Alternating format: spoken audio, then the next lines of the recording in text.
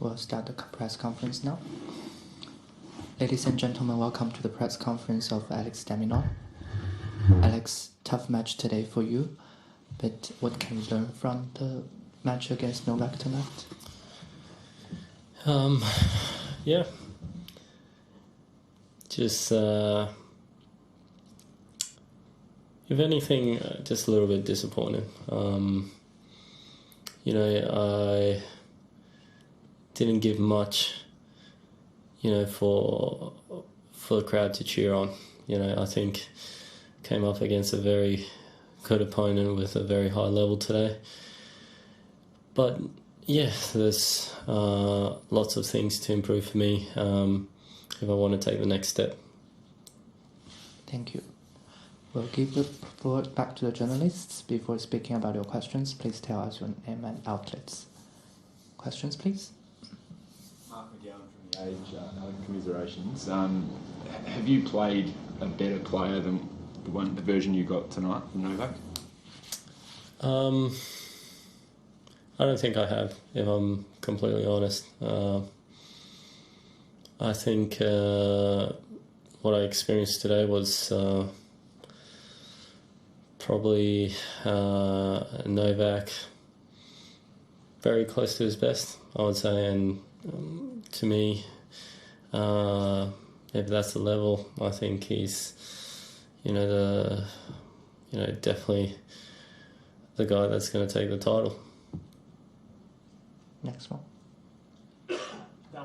From the first serve, Alex, commiserations. And what was it about Novak's game tonight that sort of that stumped you a little bit, and sort of that you looked at him and said, "Oh, geez, he's on fire"? What was it early on?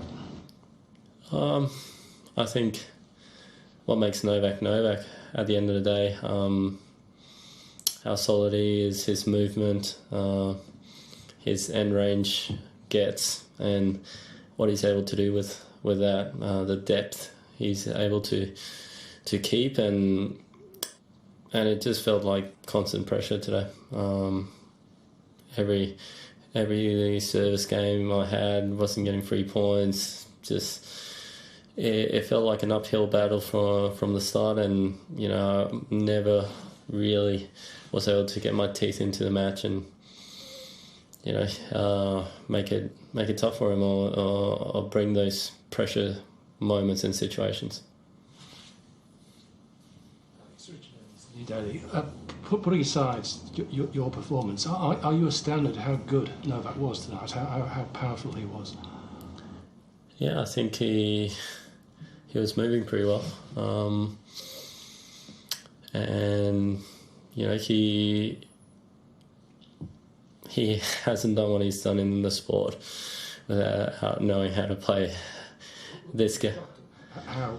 No, look, I knew what to expect. Ultimately, you go out there with a plan and you try to execute it. But it's at times your opponent makes it pretty difficult to execute a plan. And I think today that's what he was doing. He was what felt like on another level to mine, and I was just trying to hang on there, and just at the start was very solid. Then he loosened up even more and started swinging, and what felt like he could hit winners from every place in the court. So didn't really know what to do out there.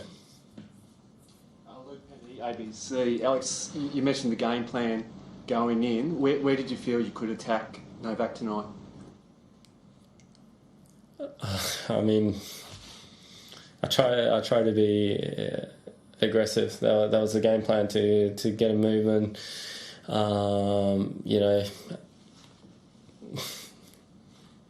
don't know, really test where he's at, and I didn't get much joy out of it. I think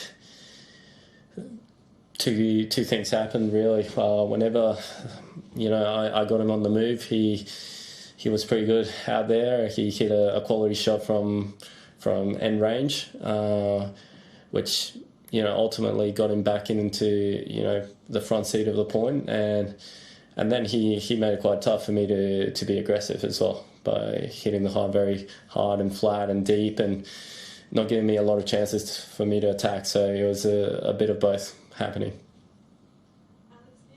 From TA Media, how do you sum up your summer overall in Australia? It's tough to look back on it now. I mean, it's the old cliche.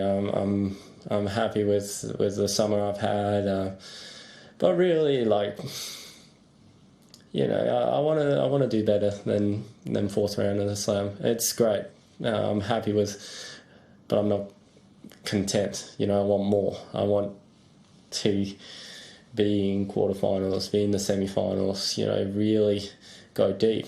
I want to take the next step. That's what I want to do. And you know, like everything, it'll add fuel to the fire. I'll get my head down. I'll speak to my team and work on the things I need to work on to take that next step. And you know, because this is not where I want my goals to be, making fourth rounds of slams. Alex, kind of goes with SEN. You mentioned how well Novak moved. Does that make all the speculation about the hamstring like quite frustrating when you're on the court? I don't know. I mean, you tell me how you thought he looked out there. Playing him, I thought he was moving pretty well. So, I don't know. Yes. Is it hard to isolate yourself from all that speculation on the hamstring when you enter the court today? Was it, you know, how did you move away from that? Look, I don't know. I think everyone's kind of seeing what's been happening over the couple of weeks, and you know, it's the only thing everyone's been talking about. But today I was out there on court against him, and either I'm not a good enough tennis player to expose that, or it looked good to me. He was just too good in all aspects. Alex, we've spoken a lot in the lead up to the Open about your wins over Medvedev and Nadal and how it's sort of given you as much confidence as you've ever had. What about a loss like this? How difficult is it to get over this? And if you were to play Novak again down the track or another really top player, how you go in the court mentally believing you can win?